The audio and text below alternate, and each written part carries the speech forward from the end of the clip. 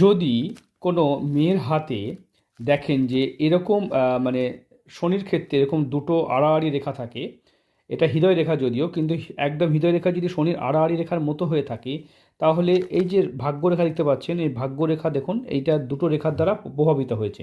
তাহলে এটাকে শনির আড়াআড়ি রেখা, মানে জীবনে যে কাজ করবে যেখানেই যাবে তার জীবনে বাধা এবং সমস্যা হবেই, মানে কিছু করার নেই।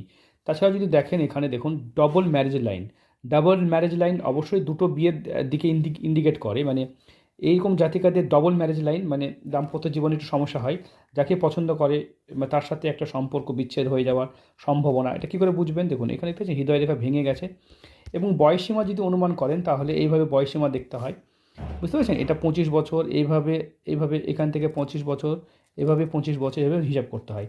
তাহলে যেখানে ভেঙেছে সেই বয়সে হঠাৎ করে মানে বিবাহ বিচ্ছেদ হয়ে যায়। আপনারা ফুল ভিডিও দেখুন, চ্যানেলে আছে।